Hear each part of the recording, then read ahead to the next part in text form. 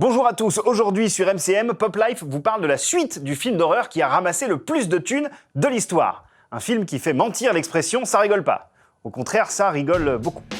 Et ça fait super peur.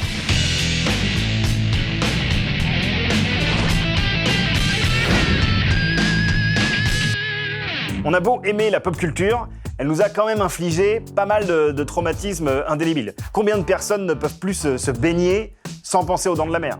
Se balader en forêt sans penser à Blair Witch? Boire un shot sans penser au bronzé fond du ski? Santé.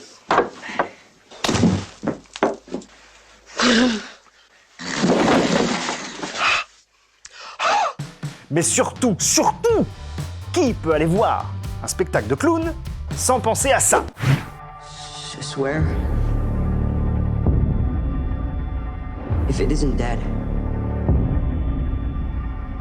if it ever comes back, we'll come back to it.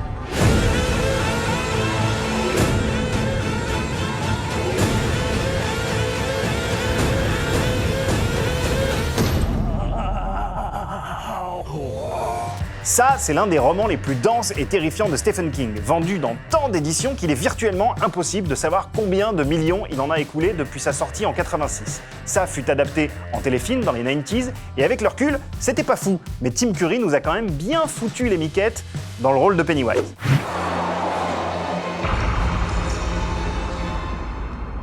Take your pick, Billy boy. Oh, except for the one on the end. That's already taken.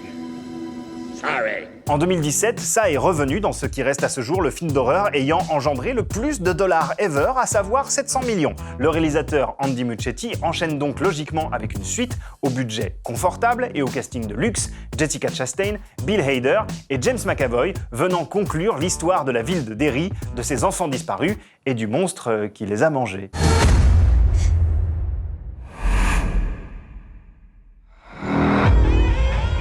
Hello.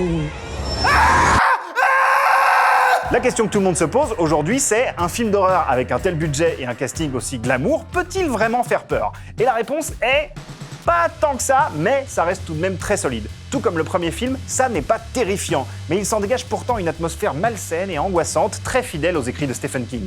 C'est en ce moment dans les salles très obscures, mais si le projectionniste est sympa, peut-être qu'il sera quelques lumières allumées. Aujourd'hui, dans le Rewind de Pop Life, conseil lecture. Stephen King est peut-être le plus grand auteur d'horreur et d'épouvante de tous les temps, mais en 1985, il a coécrit un comic book X-Men. What did you say? Heroes for Hope est un numéro spécial conçu pour sensibiliser les lecteurs à l'urgence humanitaire en Éthiopie. Toutes les recettes sont reversées à une association luttant contre la famine en Afrique. Il réunit de nombreuses pointures de l'industrie du comics comme Stan Lee, Frank Miller ou Alan Moore, mais aussi des outsiders tels que George R.R. Martin par exemple, et donc Stephen King. Ça vous étonne? Ça fait plus que m'étonner, ça me trouve le cul. Moi aussi ça m'a fait pareil, mais j'ai mis un petit pansement et depuis ça va mieux.